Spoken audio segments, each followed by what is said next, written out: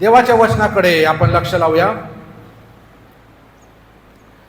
जे विषय आम्ही मागील दिवसात पाहत आहोत, मत्तेयाचा 5वा अध्याय. जे धन्यवाद प्रभू येशू ख्रिस्ताने त्याच्या सेवा कार्याला सुरुवात करताना म्हटले, लोकांना उद्देशून म्हटले, आणि आज त्यातलं 4थं वचन आम्ही पाहणार आहोत. मत्तई 5 आणि त्याचं 4थं वचन मी वाचतो.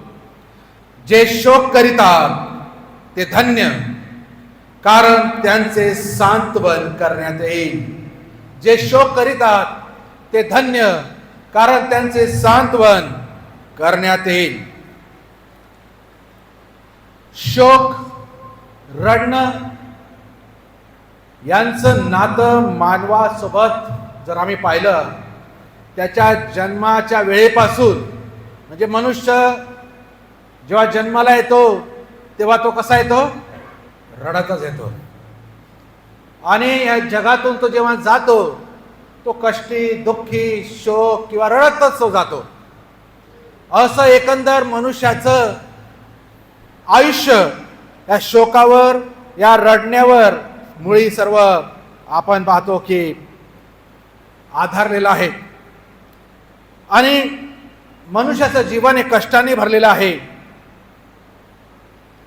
याला जबाबदार कोण असेल तर तो मनुष्यच आहे, ज्याने त्या स्वर्गासारख्या सुंदर बागेमध्ये देवाची अवज्ञा करून पातक केलं आणि देवाने त्याला शिक्षा दिली. ती शिक्षा म्हणजे जन्मभर कष्ट करणं, जन्मभर काटे कुसळे, निढळाचा घाम गाळून भाकर मिळवणं आणि शेवटी मातीला जाऊन मिळणं. या सर्व गोष्टी देवाने मनुष्याला शिक्षा रूपाने दिलेल्या.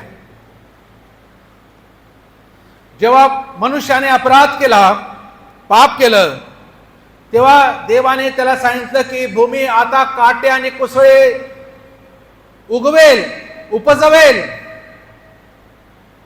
याचा अर्थ त्याच्या आधी काटे कुसळे देवाने निर्माण केले नव्हते. देवाने सर्व सुंदर बनवलं होतं. हिंस्त्र पशु देखील मनुष्यासोबत एकत्र राहत होते. पण जेव्हा मनुष्याने पाप केलं तेव्हा जमिनीने काटे कुसळे यासाठी उगविले की त्या मनुष्याला कष्ट पडावे, त्याने घाम गाळावा त्या मातीमध्ये.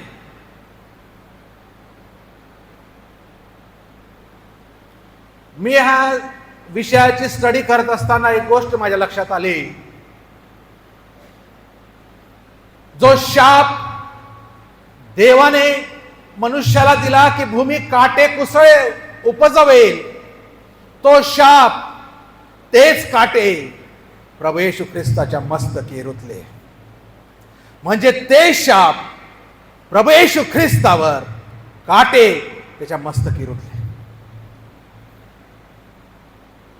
उत्पत्तीपासून जर मी पाहिलं त्याचं प्रगटीकरण, काटेच्या स्वरूपात जे शाप होते प्रभू येशू ख्रिस्ताने स्वदेही त्याने वाहिलेले आम्हाला दिसतात. हे जग, जगाच्या दृष्टीने आशीर्वादित कोण आहे? जो व्यक्ती आनंदित आहे, जो खुश आहे, जो प्रसन्न आहे, जो हसत आहे. जग काय म्हणतात? आशीर्वादित आहे. पण येशू म्हणतो जे शोक करीतात आणि जे रडतात ते आशीर्वादित आहे. मूळ ग्रीक भाषेमध्ये आम्ही शोक म्हणजे काय, तर त्या शोक या शब्दाला जो मूळ शब्द वापरला आहे की आपल्या मनाला इतकी तीव्र दुःखाची भावना अथवा वेदना होणं, अतिशय तीव्र आणि दुःखाची वेदना मनाला होणं. म्हणजे एखादा आपला प्रिय व्यक्ती जेव्हा ती मरते तेव्हा ज्या वेदना आम्हाला होतात त्या प्रकारचा वेदना किंवा खेद होणं. पुष्कळदा मनुष्य नको त्या गोष्टीसाठी शोक करतो, नको त्या गोष्टीसाठी तो रडतो आम्ही जर पाहिलं पवित्र शास्त्रामधून दाविदाचं उदाहरण जर आम्ही पाहिलं तर दाविदाचा मुलगा अबशालोम, त्याने दाविदाविरुद्ध म्हणजे राजाविरुद्ध बंड केलं त्या पोराने, आणि परमेश्वराने त्याला यहोवाकरवी मारलं दाविदाच्या मुलाला. त्या पुत्रासाठी दाविद राजाने शोक केला, इतका शोक केला, इतका शोक केला की सगळे लोक नाराज झाले. दुसरे शमूएल 18वा अध्याय 33 पासून, 2 शमूएल 18:33 पासून 19वा अध्याय 7व्या वचनापर्यंत. 2 राजे 18:33. राजा म्हणजे दावीद बर्जिल्यास म्हणाला, माझ्या बरोबर चल, मी तुला यरूशलेमेस आपल्या बरोबर ठेवून तुझे पालन पोषण करीन. क्षमा करा, 2 राजे,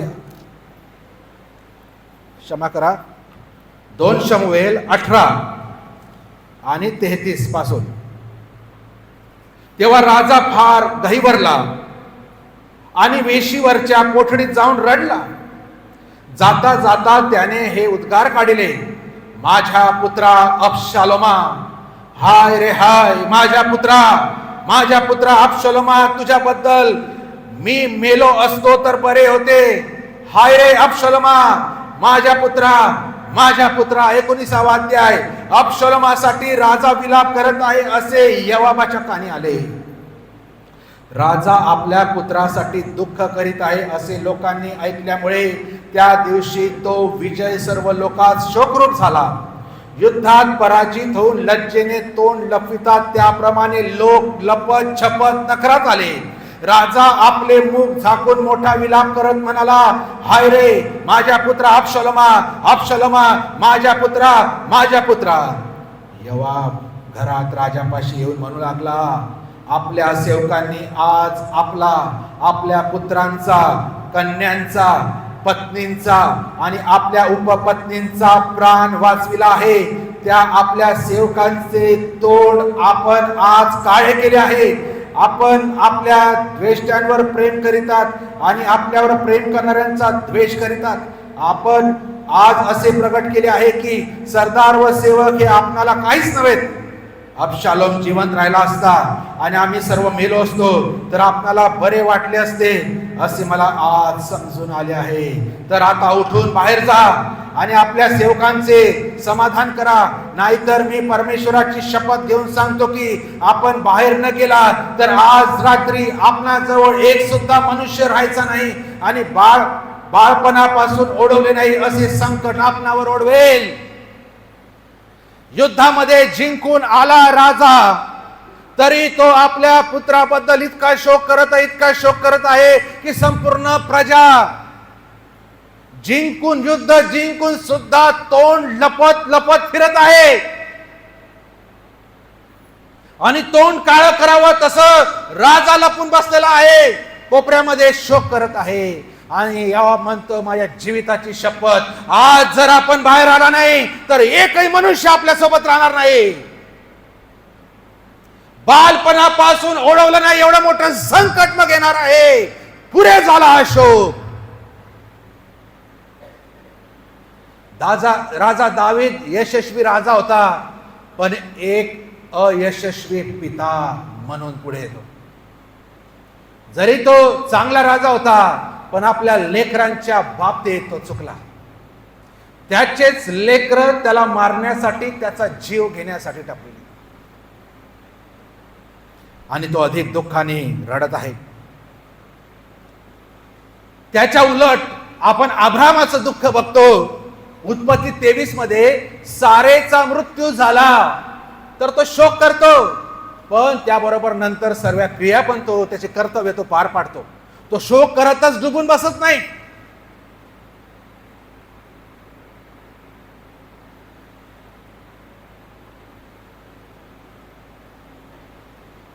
जेव्हा आम्ही आपल्या प्रिय व्यक्तीच्या विरहाने दुःखी होतो त्याचप्रमाणे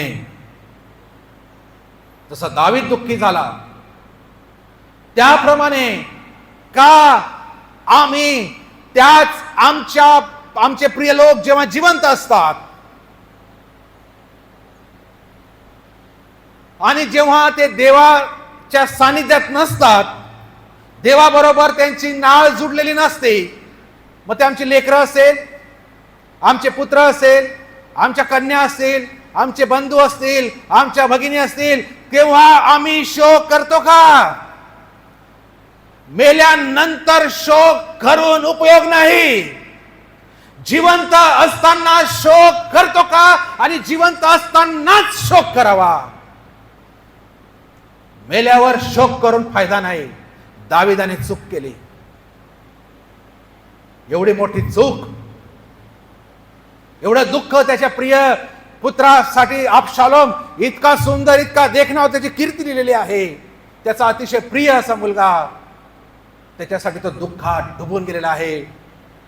पण एवढं दुःख मेल्यानंतर, अरे तो जिवंत असताना तू का त्याला समजवलं नाही? तू का त्याला शिस्त लावली नाही? तू का त्याला वळण लावले नाही? आमचे व्यक्ती मरून गेल्यावर रडून, ठीक आहे, दुःख होतं, मनुष्य स्वभाव आहे, पण एवढं दुःख, एवढं रडणं, एवढं छाती पडून घेणं, त्यापेक्षा ते जिवंत आहे तेव्हा देवासमोर त्यांच्यासाठी रडणं, तेव्हा देवासमोर त्यांच्यासाठी हात पसरणं, तेव्हा देवासमोर त्यांच्यासाठी मागणं. कुठे आहेत आमची लेकरं? हे बोटावर मोजणे एवढे तरुण, हे बोटावर मोजणे सारखे हे संडे स्कूलची लहान लहान आमची लेकरं कुठे आहेत? कुठे आहेत त्यांचे आई बाप? आणि आम्ही का रडत नाही आमच्या लेकरांसाठी? का आमचे लेकरं देवाच्या सानिध्यात नाही म्हणून आम्ही का शोक करत नाही? ख्रिस्ती आई बापांनो, अत्यंत दुःखाची आणि क्लेशाची पिढीची गोष्ट आहे. आमचे लेकरं देवाच्या मंदिरात नसतील, देवाच्या सानिध्यात नसतील, देवाच्या कार्यात नसतील, देवासाठी स्तुतीने भरलेले नसतील. दुःख वाटतं. एकदा मी तिथे फिरायला असंच गेलो, चर्च सुटल्यावर टोळकीची टोळकी बसलेली आमचे लेकरं आहेत. मोबाईल चर्च सुटल्यावर, चर्च मध्ये नाही पण चर्चच्या बाहेर, आणि त्या आई वडील त्यांचे कोण आहे मला माहिती नाही. नंतर छाती पिटून रडून दुःख करून उपयोग होत नाही, होणार नाही. हे लेकरं आम्हाला दिलेली ठेव आहे आई बापांनो.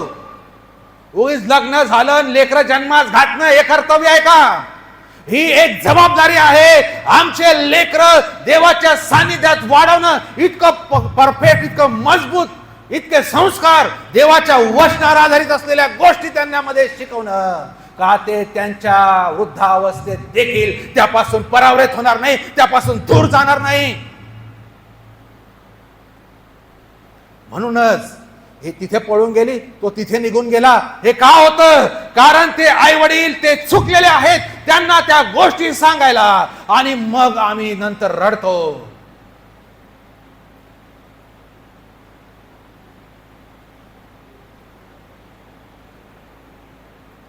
जिवंत असताना आमचे लेकरं इथे आणणं, इथे असणं आईबापासाठी भूषण आहे. धन्य आहेत आईबाप ज्यांची लेकरं इथे आहेत. आणि त्या आईबापांसाठी तर अजून आशा आम्ही बाळगतो, ह्यांना आणा इथे. मी नेहमी सांगतो, तुम्ही बांबू घ्या हातात आईबापांना, पाय सुजुस्तपर्यंत पायावर मार. देवाचं वचन सांगतं, जो आपल्या मुलापासून छडी आवरतो तो त्याचा शत्रू आहे. जर त्याला वळण लागणार नाही, थोडासा त्रास होईल त्याला, पण तो विसरणार नाही, ती विसरणार नाहीत की मला देवाच्या मंदिरी, देवाच्या सानिध्यात मला असलं पाहिजे. थोडं इथे दुःख होईल चालेल, त्या आगीमध्ये जळून आमच्या डोळ्यांनी त्यांना जळताना पाहून कायमचं दुःख होण्यापेक्षा आता दुःख झालं चालेल. यांचे जेवण बंद करा, यांच्या भाकरी बंद करा, यांचे मोबाईल घ्या, यांच्या गाड्या घ्या. मी परत म्हणतो, हे याच्यासाठी आम्ही त्यांना जन्म दिलेला नाही.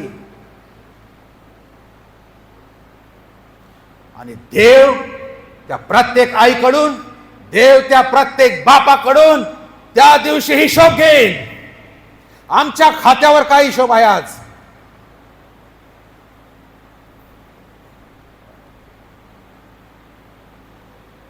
शोक करा, रडा. येशू वधस्तंभावर होता आणि त्या स्त्रिया बिचाऱ्या येशूचं दुःख पाहून, त्या वेदना पाहून येशूसाठी रडत होत्या. आणि येशू म्हणतो, माझ्यासाठी रडू नका, मी तर माझं कार्य पुरे केलं आहे. आता रडा तर तुमच्या लेकरा बाळांसाठी रडा, आता रडा तुमच्या लेकरांसाठी रडा. दिवस वाईट येत आहे.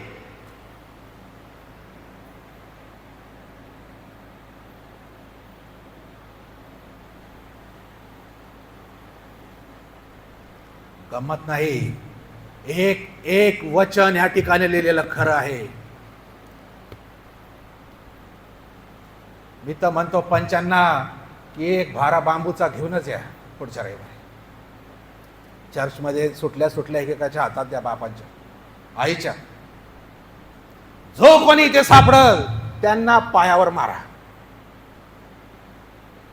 इतकं मारा की त्यांना भीती वाटली पाहिजे, मी चूक करत आहे. जर मी चर्चच्या वेळेमध्ये मी इतरत्र ठिकाणी आहे, दहशत वाटली पाहिजे. त्या पवित्र देवाची दहशत आमच्या परिवारावर येऊन आम्हाला नष्ट करण्यापूर्वी आई बापांनो भानावर येऊन आम्ही आमच्या लेकरांना नीट करा. नसल तर मला अथॉरिटी द्या.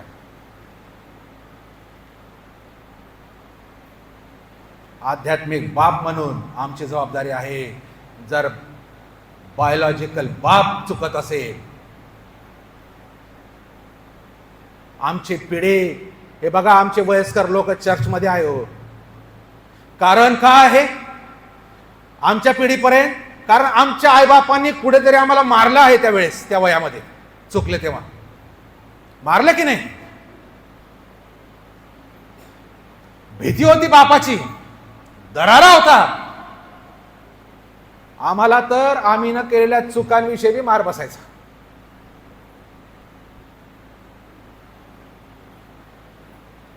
पहिल्या घंटीला, चर्चच्या पहिल्या घंटीला चर्चमध्ये दिसलेच पाहिजे असा नियमच होता.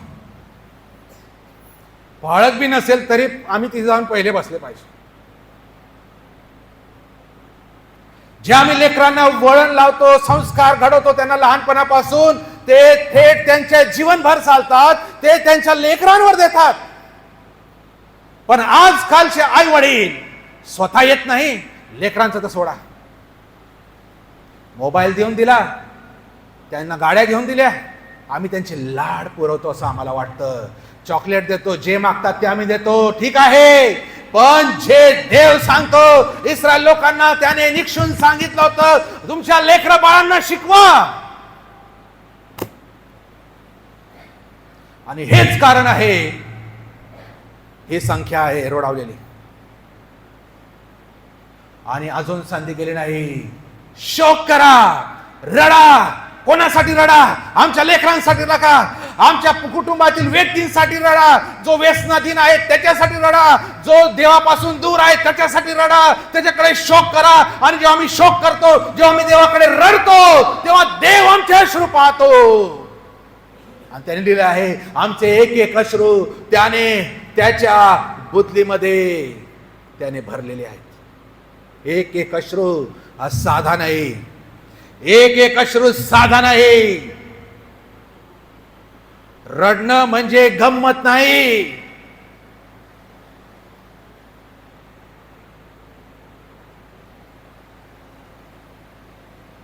आणि म्हणून स्तोत्र 42 मध्ये स्तोत्र करता म्हणतो, जे स्तोत्र आम्ही मागे पण वाचलं, की देवापासून झालेला जो विरह आहे, त्यामुळे जो दुरावा आहे, त्यामुळे स्तोत्र करता म्हणतो, पाण्यासाठी लुलपणाऱ्या हरेणीप्रमाणे माझा जीव परमेश्वराच्या दर्शनासाठी लुलपत आहे. तसा माझा जीव जिवंत देवासाठी ताणला झाला आहे.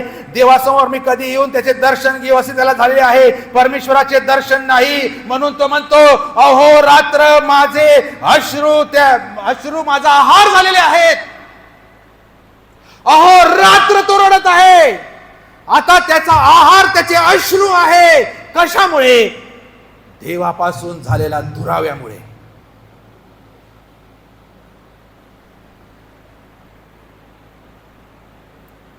दाविदाने आपल्या जीवनामध्ये अनेकदा रडला राजा दावीद. निराशामुळे, एकाकीपणामुळे, संकटांमुळे, पुत्रांच्या मृत्यूमुळे अनेकदा रडताना दिसतो. परंतु त्याचं ते रडणं एका बाजूला आणि त्याचं दुसरं रडणं म्हणजे त्यांनी जी पातकं केले, जी व्यभिचार केला, ज्या गोष्टी त्याने केल्या त्या आठवून जेव्हा तो रडतो ते रडणं एका बाजूला. ह्या सगळ्या निराशा, एकाकीपणा, पुत्रांच्या मृत्यूमुळे रडणं एका बाजूला आणि स्वतःच्या पापाबद्दल देवापुढे रडणं एका बाजूला. आम्ही जर पाहिलं तर त्याच्या पापामुळे रडण्याचं प्रमाण खूप जास्त आहे. तो म्हणतो स्तोत्र 32:3-5 मध्ये दावीद म्हणतो, पापाने तो रडतो व कणतो, त्याची हाडं जीर्ण झाली आहे, त्याच्यातली पाणी सुद्धा सुकून गेले आहे. इतका रडतो की त्याची हाडं आता जीर्ण झाली आणि त्याच्या शरीरातलं पाणी सुकून गेलं.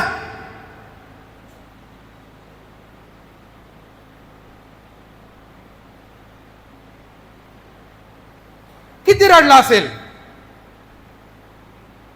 जे पाप त्याने केलं आणि त्या पापाची भयावहता, त्या पापाची तो परिणाम जेव्हा तो आठवतो की मी पाप केलं, आता देवाचा माझा संबंध तुटलेला आहे आणि तो विरह आहे, जी पोकळी आहे, जो गॅप आहे तो इतका असहनीय आहे की तो सहन करू शकत नाही. आणि म्हणून त्या पापाबद्दल प्रायश्चित म्हणून, त्या पापाबद्दल पश्चाताप म्हणून अहोरात्र रडत आहे आणि रडून त्याच्यातलं पाणी सुकून गेलेलं आहे.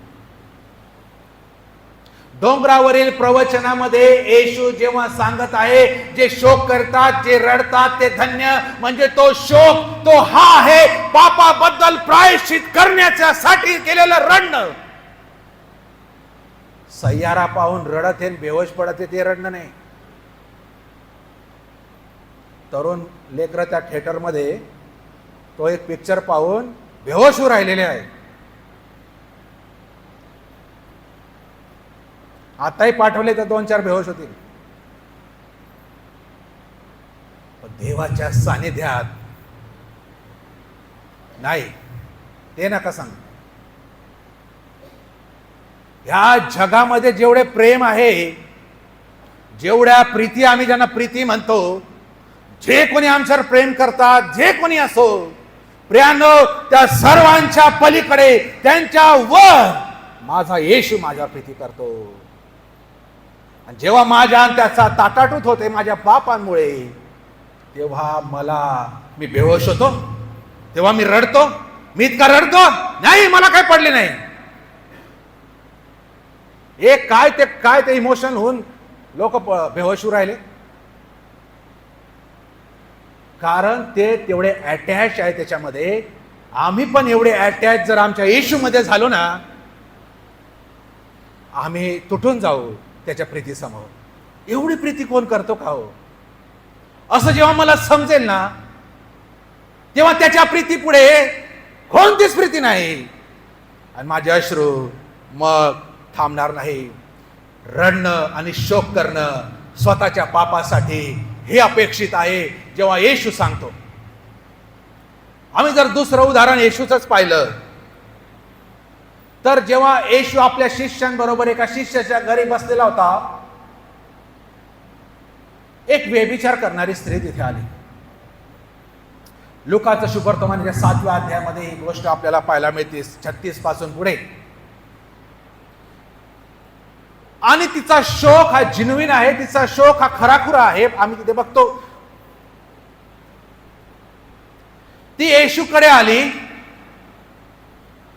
तिने आपल्या आसवांनी येशूचे चरण भिजवले, येशूचे पाय भिजवले.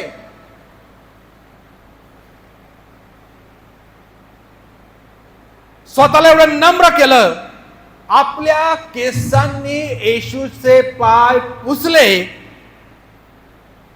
येशूच्या पायाचे मुके घेतले आणि येशूला सुगंधित तेल लावले. एक शब्दही बोलली नाही, एक शब्द बोलली नाही. पण तिची कृती जे बोलली ते अजून बी लोकांना बोलता येणार नाही.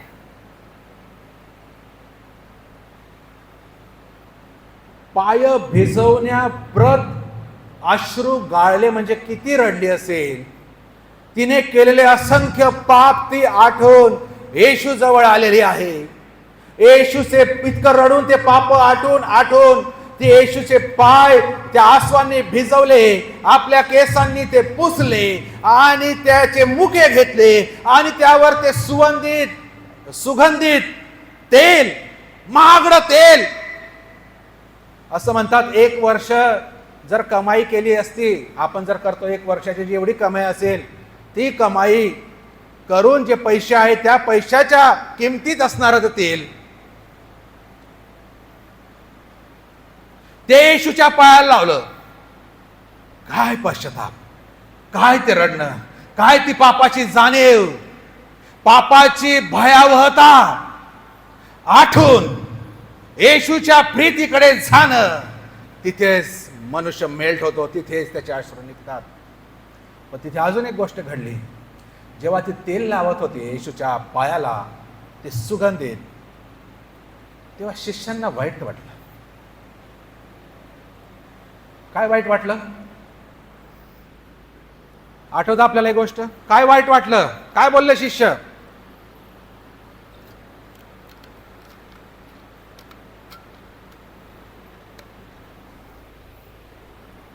कशाला ही पैशाची नासाडी? त्यापेक्षा गोरगरिबांना जर दिलं. येशूला सल्ला देता, येशू म्हणतो गोरगरीब तुमच्या सोबत नेहमीच असणार आहे, मी नाही, थोडा वेळ आहे मी. अरे तिचा पश्चाताप, तिचे पैसे, तिचं तेल, तिचा आणि येशूचा मधला संबंध, ह्यांना तिचा पश्चाताप दिसत नाही, ह्यांना तिची कृती दिसत नाही. तिने आसवानी येशूचे पाय भिजवले, त्या पायाकडे लक्ष नाही. तिने आपल्या केसांनी त्याचे पाय पुसले, त्याच्याकडे लक्ष नाही. तिने येशूच्या पायाचे मुके घेतले, त्याची त्यांना पडवा नाही. पण जेव्हा तिने तेल ओतलं असेल आणि त्या वासाने, त्या सुगंधाने संपूर्ण खोली सुगंधित झाली, तेव्हा त्यांना पैशांची उधळण आठवली.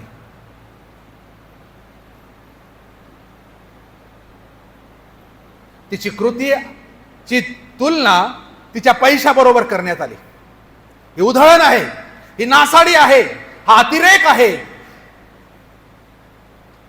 पुष्कळ मंडळीतले खजिनदार मी पाहिले, आपले बोलत नाही, मी सगळं भारताच्या बाहेर फिरलो. खजिनदार पैसे देत नाही आणि तिथे बी खजिनदारच असेल येशूचा. येशू त्यापेक्षा गरिबांना आपण द्यावं. पैसे साठवायला, बँक बॅलन्स भरायला बिलकुल नाही. पैसे येशूसाठी, येशूला उंच करण्यासाठी, येशूचा गौरव करण्यासाठी, मंडळीची वाढ करण्यासाठी आहे. बेस्ट द्यायला पाहिजे, बेस्ट. म्हणून 2 लाखाचा कीबोर्ड आहे. ही गंमत नाही. जिवंत देवाची आराधक करत असताना बेस्ट पाहिजे, 1 नंबरची गोष्ट पाहिजे. काम चलावू, काम चालेल म्हणून चालवायचे बिलकुल नाही. आमच्या देण्यातून आमचं प्रेम दिसू द्या. तिच्या देण्यातून तिने पर्वा केली नाही 1 वर्षाचा आहे का 10 वर्षाचा आहे, तिने देऊन दिला. कारण त्या 1 वर्षाच्या पैशापेक्षा, त्या तेलापेक्षा तिला समजली जी किंमत आहे हिच्यापेक्षा जे माझे भारी भयानक पाप आहे त्याची किंमत कितीतरी मोठी आहे, जी येशूने क्षमा केली. माझा येशू सर्वतोपरी पैशांना किंमत नाही, पैशांना किंमत नाही, मोल नाही येशू समोर. आणि म्हणून वाटेल ते करायला, शक्ती पलीकडे जाऊन करायला प्रियांनो आम्ही तयार असलं पाहिजे. कारण आम्ही करत नाही, हा दिखावा नाही. कोणी म्हणलं अतिरेक आहे, अतिरेक नाही, आमचं प्रेम आहे. दुसरं कोणतं माध्यम आहे प्रेम दाखवायला? रक्त साक्षी होणारे रस्त्यावर जाऊन, अरे हेच आहे प्रेम जे येशूला मी दाखवतो. मी वाटेल ते करायला, वाटेल ते द्यायला येशू मी तयार आहे. तिचा पश्चाताप, तिचं रडणं. आणि म्हणून येशू म्हणतो जे शोक करीतात, जे रडतात ते आशीर्वादित ते आहे. याकोब म्हणतो, याकोबाचं पत्र 4 अध्याय 9 आणि 10 मध्ये याकोब म्हणतो, कष्टी व्हा, शोक करा, रडा. तुमच्या हसण्याचा शोक व तुमच्या आनंदाचा विषाद हो. प्रभू समोर नम्र व्हा, म्हणजे तो तुम्हाला उंच करेल. शोक करा, रडा.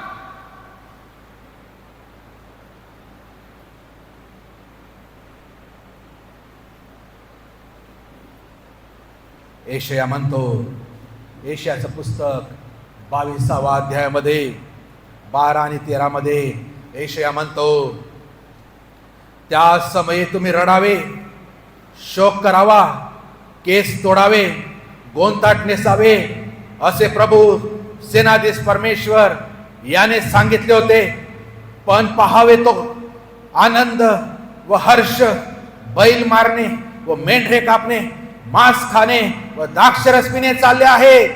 उद्या मरायचे आहे म्हणून खाऊन पिऊन घेऊया, असे ते म्हणत आहे. देवाची आज्ञा आहे, त्या समयी तुम्ही रडावे, त्या समयी तुम्ही शोक करावे, त्या समयी तुम्ही केस तोडावे, तुम्ही गोंताट नेसावे, असे सेनाधीश परमेश्वराने याने सांगितले होते. निनवेच्या लोकांनी हे केलं. मनुष्यच नव्हे तर प्राणी देखील त्या राजाने फरमान काढलं निनवेच्या. आणि देवाने त्यांचा शोक पाहिला, देवाने त्यांची कृती पाहिली. कृती, राखेत बसणं, गोंताट नेसणं, कृती. नुसतं बोलत बसले नाही, देवा क्षमा कर, देवा क्षमा कर, देवा असं कर, देवा तसं कर. देव बोलणाऱ्यांच्या मागे नाही बरं का, देव करणाऱ्यांच्या मागे.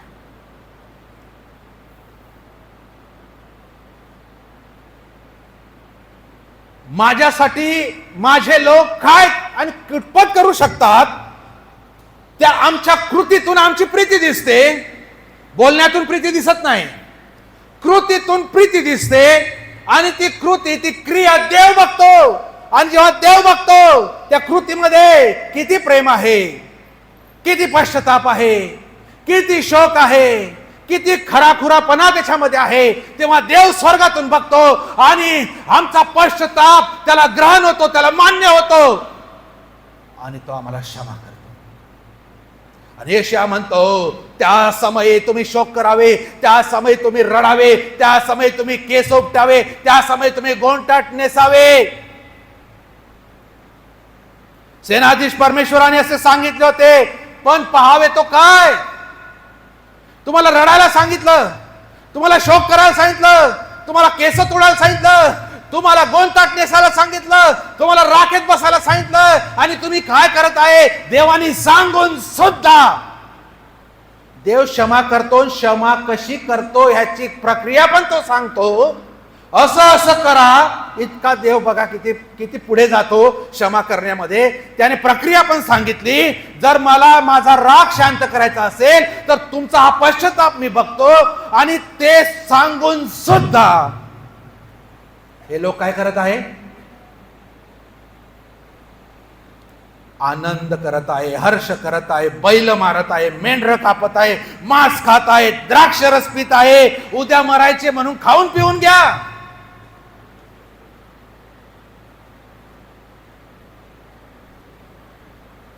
आज हेच करत आहे. येशू तर सांगत होता लवकर येईल लवकर येईल, काय अजून येत नाही, 2000 वर्ष होऊन गेली. मला वाटत नाही मी जिवंत आहे तोवर येशू येईल असं आपण म्हणत नसलो तरी आमची कृती तेच सांगते. जर आम्हाला ठाऊक आहे येशू आज येईल, आम्ही असे बसणार नाही. आमच्या आराधना अशा होणार नाही, आमचे धन्यवाद देणं असं होणार नाही, आमच्या प्रीती अशा राहणार नाही, एक दुसऱ्यांवर प्रीती आमच्या वेगळ्या राहतील, आमचं क्षमा करणं असं राहणार नाही, आम्ही वेळ बिलकुल घालवणार नाही, एक एक सेकंद आम्हाला महत्वाचं असणार आहे. आणि म्हणून आमच्या कृतीतून आम्ही सांगतो अजून काही येशू येणार नाही, जसं ह्या लोकांना वाटत होतं. उद्या मरायचं आहे, खाऊन पिऊन घ्या, मांस खा, द्राक्ष रस प्या, एन्जॉय करा, पुढे बघा. पण देव काय म्हणतो त्याच 22व्या अध्यायाच्या 14व्या वचनामध्ये, तुम्ही मरावे याशिवाय या अन्यायाचे दुसरे प्रायश्चित खरोखर नाही. तुम्हाला इशारा दिला, तुम्हाला वॉर्निंग दिली, तुम्ही ऐकत नाही, मग आता तुम्ही मरावे, ह्यापेक्षा दुसरं प्रायश्चित खरोखर नाही, देव म्हणतो.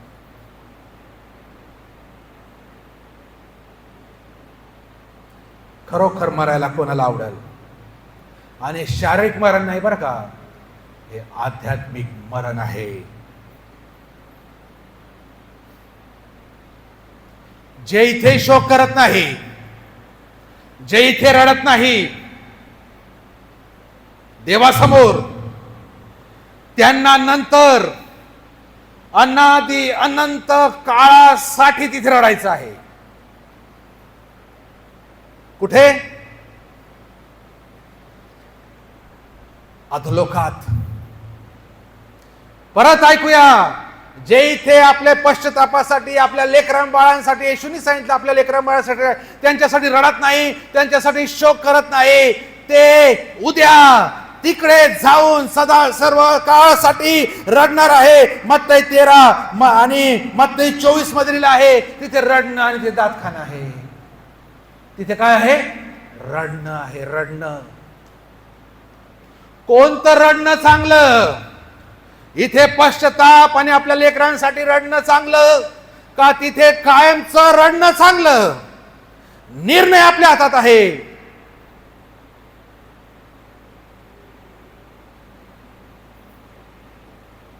लूक 12 मध्ये देव म्हणतो, येशू म्हणतो, जे जगिक सुख आणि खाण्यापिण्यात आनंद मानतात त्यांना त्याने मूर्ख म्हटलेलं आहे.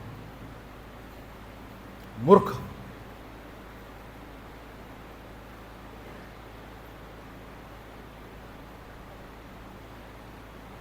आणि म्हणून पवित्र शास्त्रात शोक का करावा विश्वासणाऱ्यांनी?